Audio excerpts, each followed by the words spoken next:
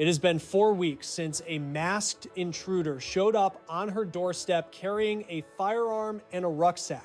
A month has passed since her heart monitor went silent at 2:28 in the morning, and now deputies are scouring the wasteland based on those numbers. After 30 days, optimism starts losing the battle against statistics. So before we dive into what those coordinates imply and why detectives are focused there, listen up. Before we break down exactly what that scanning tech exposes and why the cellular data is so pivotal to this case, hold on. Before we dig into how this mission shifted from a rescue op to a recovery effort, make sure to subscribe to Crime Uncovered and hit that bell. We tackle the latest updates on frozen cases and strange disappearances by breaking down the evidence and timelines, following the facts instead of wild guesses. Every single detail counts in the big picture, and each scrap of proof adds another chapter to the narrative. Digital footprints expose the truth about what went down. So if you want to grasp how manhunts changed from day 1 to day 30, and how tech tracks suspects across the sand, we show you how cellular pings build a roadmap of exactly where people have been traveling. Smash that like button right this second and drop a comment telling us your theory on the coordinates, because your input matters. Grasping why they switched from a wide dragnet to a laser-focused search is key to predicting the next move in this mystery. Let me fill you in on the behind-the-scenes details that the detectives are keeping close to the vest. Ashley Banfield blew the lid off this story with an exclusive report on her program, Drop Dead Syria. She interviewed an insider deep within the Nancy Guthrie investigation who had direct access to the operational file. This source knows exactly which missions went down and the reasoning behind them, and they dropped a massive bombshell. The Pima County Sheriff's Department recruited a partner agency from the next county over to assist with the job. They put together a specialized task force, supplied the necessary gear, and handed down very strict orders. They were told to take the electronic sniffer, head to a specific spot in the desert, and scan the coordinates from the cell tower. The directive was to sweep the zone for a corpse, not a living woman hoping for rescue or waiting to be discovered. Words mean everything here, and when police explicitly say to hunt for a body instead of a person, it shows exactly what they think happened a month later. This operation went down days before Ashley broke the news or the public caught wind, quietly unfolding in the next county while everyone watched the main search in Pima. That partner agency hauled the detection gear way out into the middle of nowhere. They fired up the tech and swept the grid provided by the Pima County detectives. They wasted hours combing the landscape for any electronic blips, but they came up empty on finding Nancy. The sweep was a bust, turning up 0 pacemaker pings, 0 physical clues, and 0 breaks in the case. However, the mere existence of this mission speaks volumes about the investigation's status a month after she vanished, proving the cops have solid leads. They possess hard data pointing to a spot so remote and important that it justified sending high-tech gear across county lines. It confirms the probe has split into 2 parallel tracks, with the first one still hoping to find Nancy breathing. The second track is proceeding with the grim assumption that they are hunting for a cadaver. It shows that after a month, the hard math and police intuition are forcing them to face the nightmare scenario they wanted to avoid. Let's break down how that signal sniffer works and why those tower coordinates are the key to cracking this mission. Nancy Guthrie relies on a pacemaker, a small electronic implant in her chest that keeps her heart rhythm steady. It tracks her pulse, fixes any glitches in the beat, and keeps her alive. But that machine needs juice to run. The energy comes from a built-in battery built to last for 5 or 7 years, maybe even longer depending on how hard it works. Here is the crucial detail that makes this tech so vital to the search effort. The pacemaker does not need Nancy to be breathing for it to keep doing its job.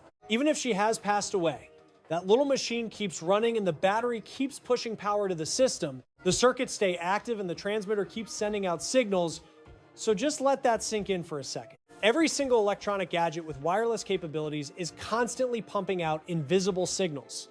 Your smartphone hunts for Wi-Fi networks even while it sits in your pocket, and your laptop broadcasts its Bluetooth status even when it connects to nothing.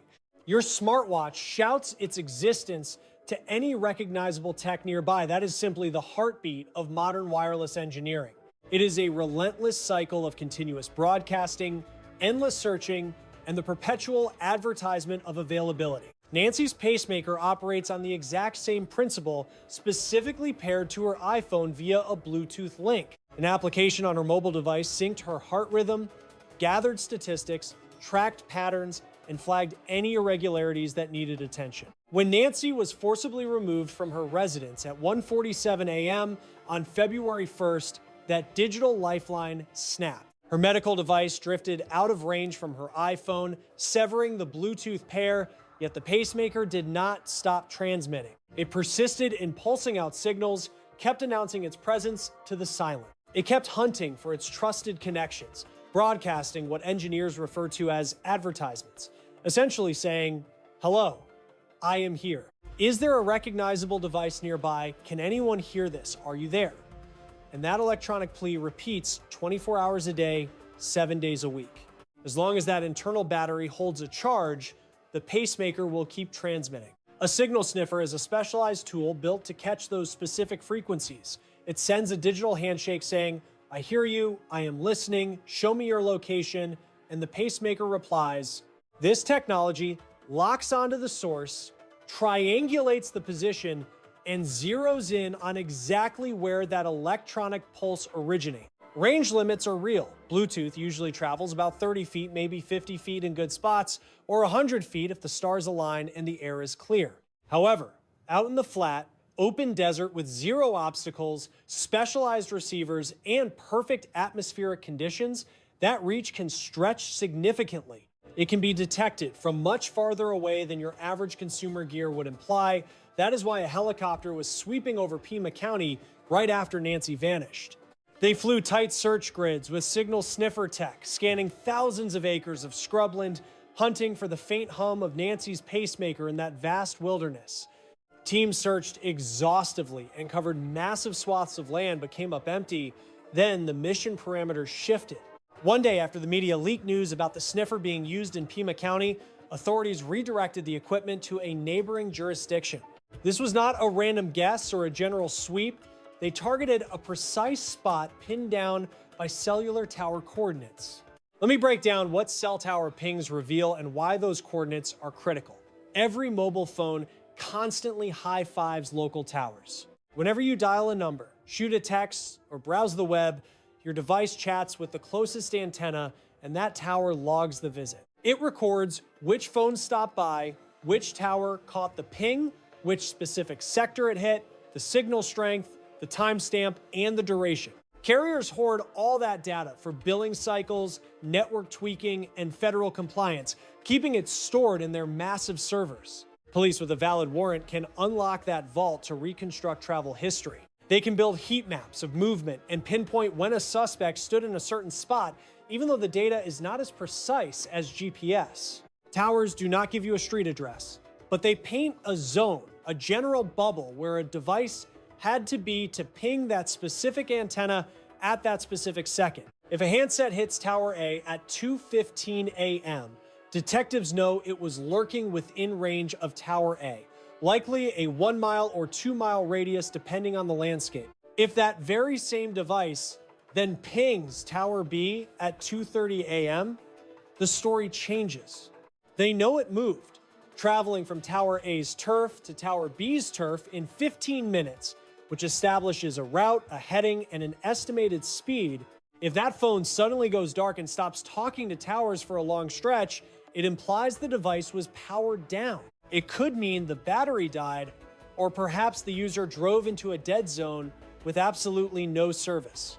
All these breadcrumbs generate intelligence, build a picture of transit, and produce coordinates that highlight where a person went after leaving a scene. That is precisely what the cell tower coordinates signify in this particular investigation. It is digital proof that a phone moved from Nancy's neighborhood toward a specific patch of dirt in the next county during the exact time frame she went missing. We have no idea whose phone it was. Ashley's insider source cannot drop that name due to operational security. They cannot risk blowing the case by leaking whose private communications are under the microscope. We do not know which neighboring county is involved. They cannot shrink the search map publicly because that intel is still classified. We are in the dark about what other clues combined with those pings to give them enough confidence to send the signal sniffer out there. Yet we know investigators were convinced something major was hiding in that desert spot. They believed it enough to loop in another county sheriff. They believed it enough to commit high-tech gear and specialized manpower to the task. They believed it enough to classify the mission as a recovery effort rather than a rescue operation. They combed those coordinates. They fired up the technology and found zero, which points us toward a few different conclusions. Either the intelligence was flawed, the search radius needs to be widened beyond the initial zone, or Nancy is simply not located there. The data implies she is gone, or perhaps something is shielding that pacemaker signal from getting out. This confirms the inquiry is moving on two parallel paths, and the first path keeps chasing a rescue. We continue vetting leads that suggest Nancy is alive, clinging to hope despite the odds stacking up. Statistics warn that 30 days is ominous for an 84-year-old with health issues needing daily meds. Path 2 switches gears to focus entirely on recovery operation. We deploy cadaver dogs and scour high-risk zones using methods meant to find a body, not a survivor. Teams use tech like signal sniffers to hunt for electronic traces regardless of whether she is still breathing. Dr. Tracy Sargent knows this shift well, having worked 2,000 to 3,000 cases in her career. She manages forensic analysis, handles 3 specialized dogs, and holds a doctorate in criminal psychology. She notes that week 4 is when we must face the reality of recovery, especially since Nancy is 84. Advanced age brings risks young people avoid, as her body simply cannot handle long exposure to the element. She cannot survive without food and water, nor can she maintain body heat in such extreme weather. She has serious conditions, and Sheriff Chris Nanos noted that missing meds for this long is life-threatening. We do not know exactly which medication she takes or the specific ailments she battled. The profile suggests heart issues or diabetes, where stopping treatment causes a rapid physical decline. She also suffers from significant mobility limitations. Dispatch logs show Nancy could barely walk 50 yards alone, meaning she was physically unable to run. She could not travel far on foot, nor could she escape if someone were holding her against her will. It has been 30 days with no meds, 30 days without care, and 30 days of unknown suffering. For someone with her profile, the math after 30 days suggests recovery is probable, though not certain. Numbers do not seal fate and miracles happen, but we cannot ignore data from thousands of past files. History shows survival rates plummet for elderly folks with serious medical needs after a month alone. The figures are bleak and the reality is harsh, but that does not mean the investigators stop hoping. It does not mean they quit the rescue or give up on finding her alive. They simply adjust the strategy. They run dual operations, preparing for the worst outcome while still chasing the one they pray for. Dr. Sargent says the search game changes entirely when switching from hunting a survivor to seeking remains. When looking for a living person, you check where they might go for safety or to find shelter. You look where supplies might be or where a person with limited movement could actually manage to go. You scour trails, roads, and structures, focusing on spots where they might be seen or could signal for aid. Searching for human remains requires a totally different mindset. You look where a suspect could drive to dump a body, seeking spots that offer cover and low visibility. You target rugged terrain, accessible by car but off the beaten path, watching for fresh dirt or odd signs. The Arizona landscape makes both types of searches incredibly difficult due to the vast open terrain. Pima County is massive, spanning 9,000 square miles of desert, mountains, and total emptiness. There are remote valleys, untouched by humans for months, dealing with shifting sands and brutal winds. Weather wipes out tracks, storms reshape the ground, and the heat speeds up the decomposition process fast. Unlike forests, where broken twigs or dug up earth are obvious clues to a tracker, the desert terrain can naturally mask evidence in a matter of days. Rain clears tracks, wind smooths over footprints, and shifting sand makes dig sites look untouched. Cadaver dogs are vital here because they pick up scents that humans would never notice. They can pinpoint where a body was laying, even if it has since been moved elsewhere. They catch clues eyes miss, and Dr. Sargent notes that the scent of death lingers for centuries. She has used dogs on Revolutionary War sites to find soldiers buried 250 years ago. The odor seeps into the dirt, bonds with minerals, and stays detectable for ages. However, a living person's scent vanishes in 48 to 72 hours, fading fast in this heat. The scorching heat limits their working time to mere minutes, which explains why we haven't seen these cadaver dogs deployed extensively, even though 30 days have passed. If Nancy is alive out there somewhere, her scent trail evaporated weeks ago, tracking dogs simply cannot follow a path that has completely faded into nothingness. The canines that matter now are human remains detection dogs, specifically trained to pick up the scent of decomposition, bone fragments, or dried blood left behind. As Dr. Sargent pointed out, the major hurdle is that these animals signal for any human biological material, regardless of whether it relates to a crime or not. A single drop of blood from literally anyone is enough to trigger a positive hit. Simple things like feminine products, a cut finger, or a nosebleed can set them off, forcing detectives to decode whether the alert is relevant evidence or just random background noise. However, when you get deep into the desolate wilderness, far removed from suburban homes and popular trekking paths, the context changes entirely. In isolated zones where no ordinary person has a valid reason to leave biological traces behind, the game changes. A hit from a cadaver dog out there carries massive weight because there is absolutely no justification for the scent of death in such a remote patch of dirt. This specific context explains why sending a scanner crew to those pinned coordinates in the adjacent county desert is such a pivotal moment in the case. If they can find that pacemaker, they find Nancy, or at the very least, they pinpoint exactly where she was standing before she vanished.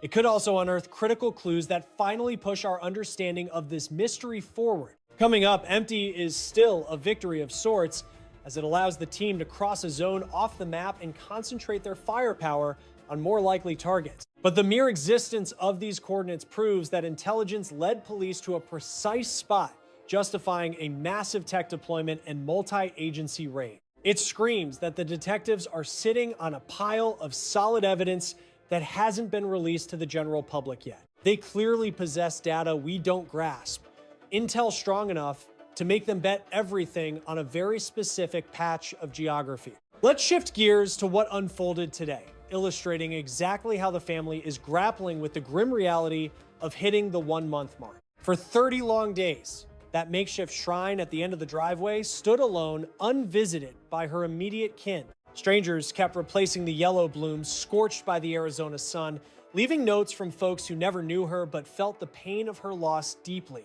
Annie simply couldn't bring herself to go, unable to confront the physical symbol of the nightmare everyone is terrified might be real. While Savannah kept up appearances for millions online from Italy, screaming internally, the dam finally burst today on day 30. The three of them, Savannah, Annie, and Tommaso, walked down that driveway together, approaching the tribute as if they were stepping up to a gravesite. Annie clutched fresh yellow blossoms to add to the wilting pile, but then her eyes locked onto the detail. She scanned the cards and the handwritten pleas from total strangers, all praying for Nancy's safe return and begging for her to come home.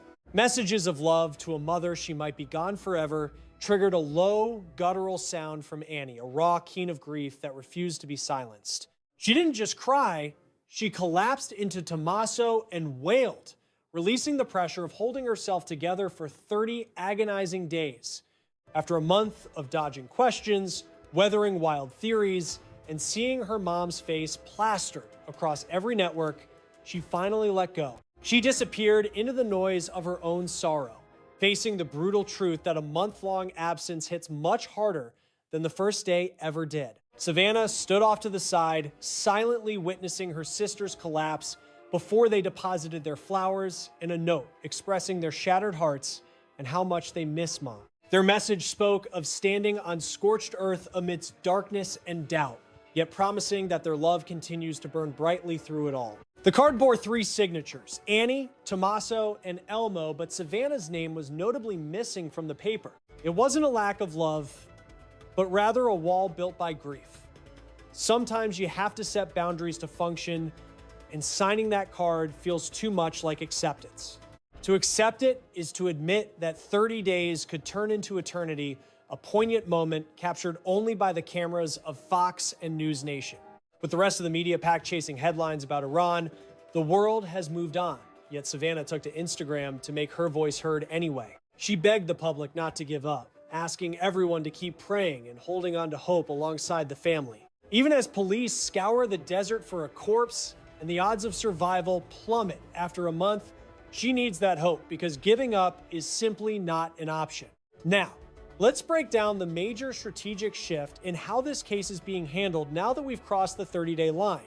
The FBI moved their command hub from Tucson to Phoenix, a decision driven by evolving operational needs rather than any intention to back off or close the file. That first month was all about putting boots on the ground, deploying massive search parties, and wrangling local and federal assets in the field. While that visible show of force proved their commitment, that chapter is closed now that the physical sweeps of the obvious areas are finished. The investigation has pivoted from immediate response to a slow, methodical analysis of the evidence they've collected.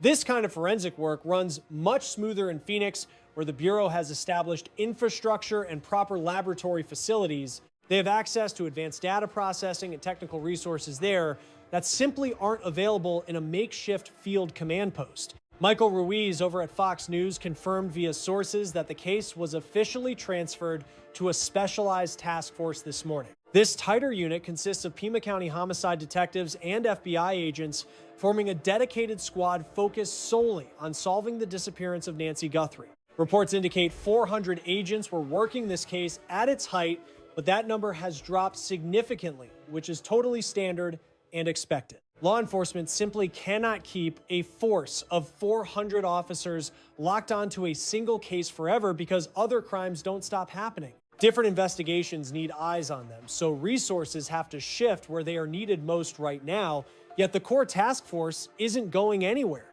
We still have detectives working solely on Nancy's file and FBI agents committed to sticking with this investigation until the very end.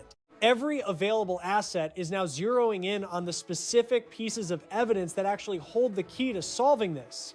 The Pima County Sheriff's Department put out a statement that was clearly written with extreme care. This is still a very active case and will stay that way until they find Nancy Guthrie or run down every single lead. Deputies are shifting their focus back to the detectives who own this case, meaning manpower might go up or down as new leads surface and get cleared. The phase of massive public visibility is wrapping up, so the quiet, methodical detective grind can truly begin. Manpower will adjust based on what the evidence dictates, which practically means the deputy guarding the house 24 hours a day is gone. According to several different reports, that security detail pulled out on Saturday. They are stopping the constant watch over the property, meaning the marked sheriff cruisers parked there for 30 days are finally rolling out. Control of the home is officially being handed back to the family for them to use again. This creates some real confusion since Sheriff Nanos told the press on February 2nd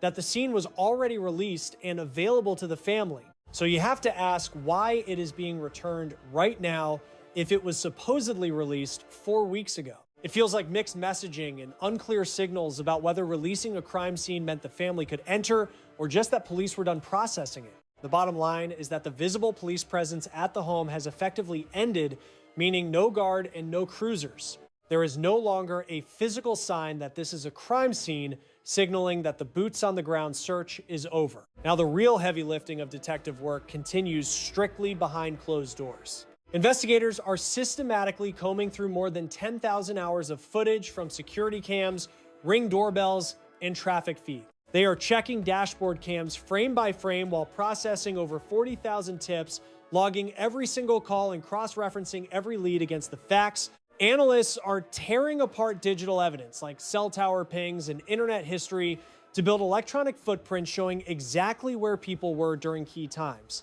They are running genetic genealogy tests on the DNA sample pulled from that glove found about 2 miles from the house. That specific glove looks like a visual match to the ones worn by the masked man seen in the doorbell video. It contained male DNA that doesn't match anyone known to be close to Nancy, and this is exactly where cases get cracked. It usually doesn't happen with dramatic TV breakthroughs, but through the patient, systematic review of hard evidence and pattern analysis. Success comes from following complex digital trails, one single connection at a time. It comes from genetic genealogy, building family trees that shrink the suspect pool from millions down to hundreds, then dozens, and finally to individual. You only have to look at the timeline of the Idaho murders case to see this exact method in action. Brian Koberger wasn't arrested during the massive initial sweep or while the boots were visibly on the ground. It happened 6 weeks later during the quiet phase when analysts linked DNA to a genealogy database and finally to one specific guy. That same process is unfolding here with the same methodical pace and the faith that evidence will speak the truth even if it takes months. It was February 13th, exactly 12 days after Nancy first disappeared. Luke Daly was driving home when he realized sheriff vehicles were deliberately tailing him rather than just on patrol. 2 cars kept their distance while tracking him, so he pulled into a Culver's lot thinking they might want to pass. Instead of passing, they boxed him in, ordered him out with hands on the car, and cuffed him in the back of a cruiser without rights or reasons. Luke watched from the window as FBI agents and tactical teams swarmed in unmarked sedans to photograph his silver Range Rover from every angle. When he asked what was happening or if he was under arrest, they just told him he was being detained. A very specific word choice. It is that legal gray zone where you aren't free to leave but haven't actually been charged with a crime yet. Luke sat in the back of that cruiser for hours, watching them cover his license plate and tow his vehicle away on a flatbed. The internet had already decided Luke Daly was the masked man because he was 5'9", average build, and lived 2 miles away. Therefore, he was guilty. The only problem is that Luke Daly wasn't at her house that night, wasn't near the neighborhood, and has phone data to back it up. He has witnesses, solid alibis, and kept telling them to check his location data because it would prove he wasn't there. The interrogation felt like a fishing expedition with questions designed to trip him up on dates and times, hoping for a slip. But there was nothing for him to slip up on simply because Luke Daly had absolutely nothing to do with Nancy Guthrie's disappearance. Investigators spent days tearing apart his Range Rover, swabbing every single inch, and running tests for DNA or blood traces. But they came up with absolutely zero. According to Fourth Amendment rights, if the authorities seize property with a warrant and find it holds no value as evidence, they are legally required to give it back. They handed the keys back to him, which confirms that from a forensic and legal standpoint, there was nothing in Luke Dye's vehicle linking him to this mystery. But here is the real head scratcher that has everyone confused. Annie Guthrie's car was actually impounded before Luke's was. We are talking about the same Annie who was publicly cleared on February 16th, had her alibi fully verified, and was explicitly ruled out as a suspect by Sheriff Nanos, yet her vehicle is still in police custody, while Luke, who was detained and treated as a suspect, got his ride back in a matter of weeks. Even though Annie has been eliminated from the suspect list, she is still waiting, and the sheriff told Fox News that her car is still considered a piece of the investigation. What exactly does that imply when the person who owns the vehicle has already been completely cleared of any involvement? We simply do not know and have no way of finding out right now, but that unexplained contradiction has been lingering there for 30 days straight. Luke's mom, Mary Chapman Daly, sat down for her first public interview this week and described the terrifying moment the FBI showed up at her doorstep with a warrant. She said they spent 6 hours tearing through every room in the house while she was detained in the back of a SWAT vehicle parked out front. Mary claimed the agents smashed through locked doors without asking for keys or waiting for help, just forcing their way in to see what was hidden inside. At first, she had absolutely no clue this had anything to do with Luke. She honestly thought they were there because of Nancy. She assumed they were just sweeping the general area for evidence or checking all the properties within a certain radius of the crime scene. When asked if the agents explained their presence, she said they gave her barely any info, only stating they had a warrant connected to the Nancy Guthrie investigation. Both Luke and his mother stressed over and over that their main priority is seeing Nancy found safe and sound. They insisted they want to help in any way they can to get this solved and ensure that whoever took Nancy faces justice. However, Luke admitted his trust in the FBI is so low that while sitting in that squad car, he was genuinely terrified they might try to frame him. He worried the intense pressure to solve this high-profile case could lead to a wrongful accusation just to wrap things up, a fear that seems reasonable considering how the internet turned on him, especially when you consider how many online sleuths watched that doorbell footage and decided he was guilty based on nothing but a vague physical resemblance. Let me fill you in on a massive revelation regarding that doorbell footage that completely shifts our understanding of this entire crime. Police sources have confirmed to several reporters this week that the shots of the masked man on the doorbell camera were actually taken on 2 separate days, not just one. One was at 1:47 in the morning on February 1st when Nancy was taken, but the other was from an earlier date, just days before. They haven't released the specific date yet, but it proves he was there beforehand, casing the property, watching her, and planning his move. This was definitely not a random act or some opportunistic crime where a bad actor saw a chance and made an impulsive decision. We are looking at targeted stalking and deliberate reconnaissance over several days, and Dr. Tracy Sargent says this new info drastically changes the offender's profile. It alters her entire perspective on where Nancy might be located right now. It also shifts the assessment of who this guy is and how he operates. Casing a home multiple times shows a level of organization, patience, and cold calculation. This is clearly someone who feels completely comfortable moving around in that specific area. He understands that he can walk right up to a property and stand directly in front of a doorbell camera. He knew he wouldn't trigger any alarms because he belongs there, and he clearly knew Nancy lived alone, had mobility issues, and when her family visited. He knew exactly when she would be at her most vulnerable. He knew enough about her daily life and patterns to plan an operation that would give him the highest possible chance of success.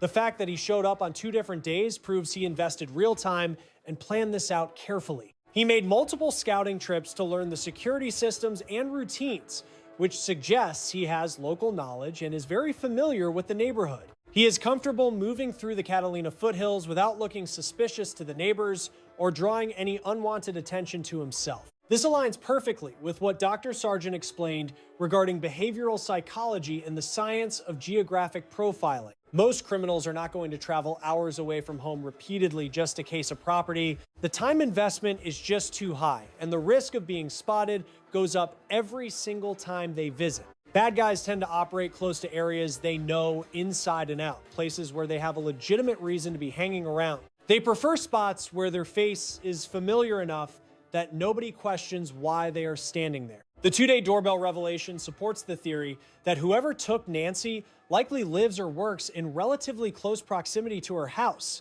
He is probably in the immediate Catalina foothills area or a nearby neighborhood, knowing the streets well enough to navigate them with total confidence.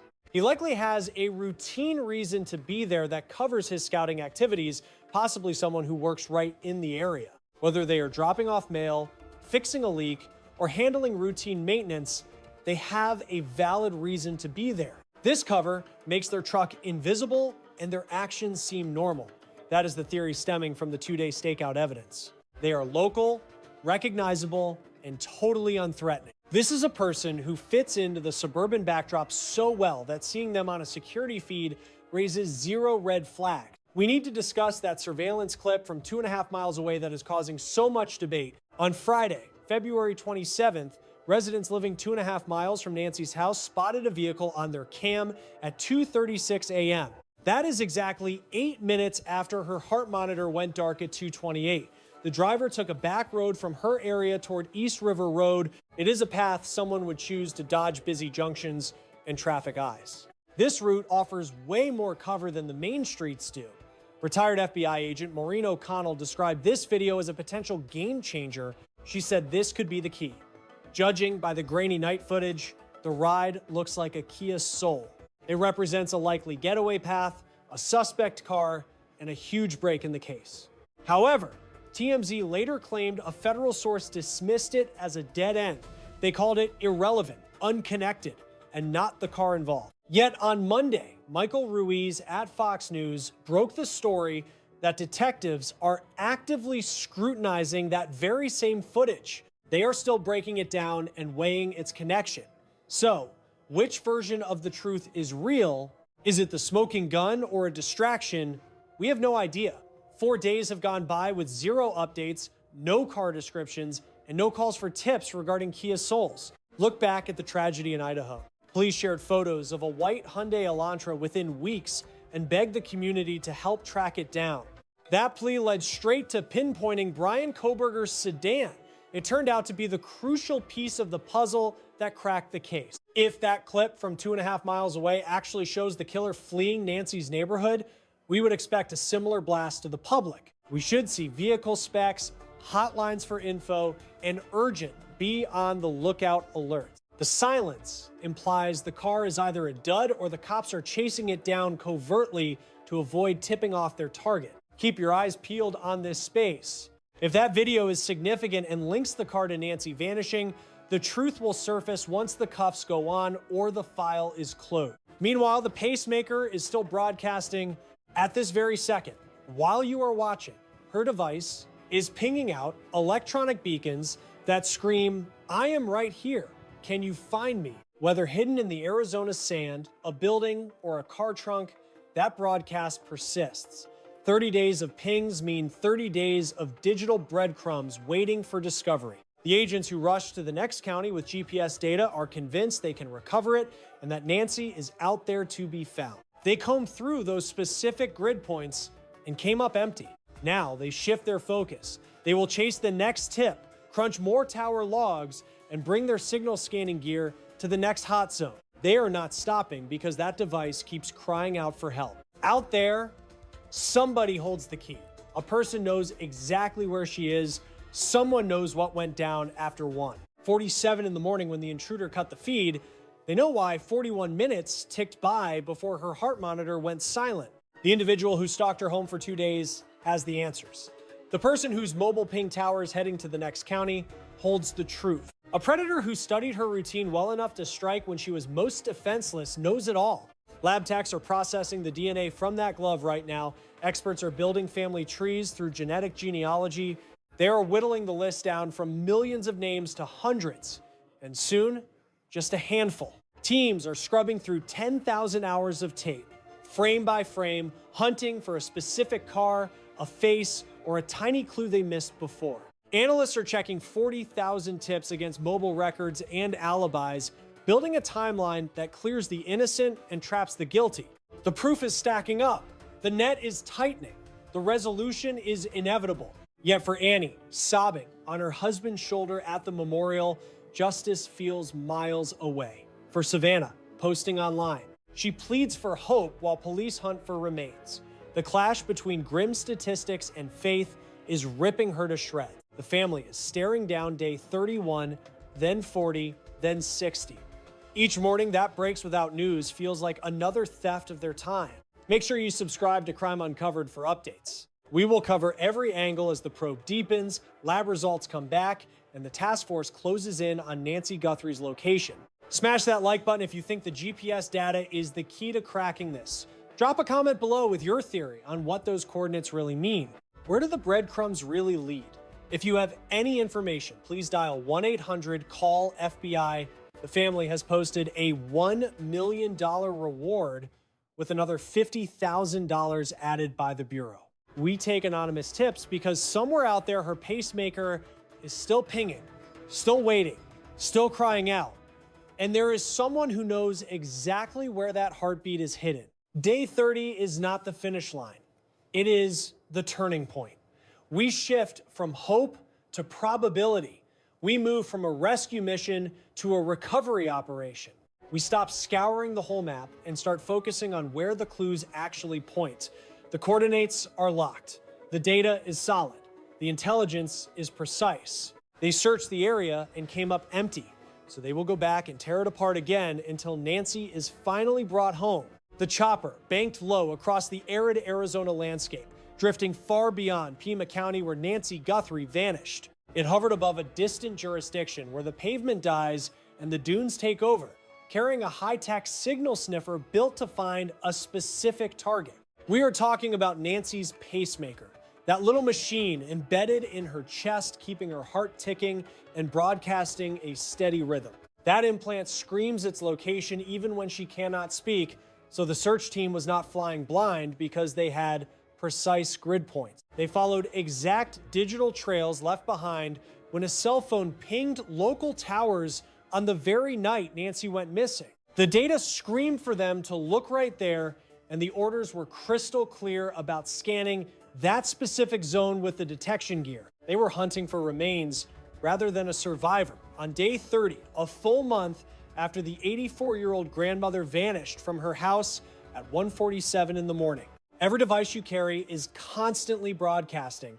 Every cell tower ping is a timestamp on your location. Modern investigations do not rely on witnesses alone. They read the digital trail left behind by every piece of technology present at a crime. The desert sweep came back empty. But empty is not over. Investigators will return and search the same ground again because the coordinates are solid and the data still points to that location. If you were anywhere near the Catalina foothills or traveled through Pima County or the neighboring desert jurisdiction in the early hours of February 1st, your memory of what you saw matters to this investigation. If someone you know behaved strangely after February 1st, changed their routine, avoided their usual places, or went quiet about the case after being obsessed with it, that shift is worth reporting. Call the FBI at 1-800-CALL-FBI or contact the Pima County Sheriff at 520-351-4900. Anonymous tips are accepted. A reward of $1.2 million is waiting for information that leads investigators to Nancy. Genetic genealogy is in progress. 10,000 hours of surveillance footage are being reviewed frame by frame. 40,000 leads have been processed. The science and the data are closing in together. Share this case.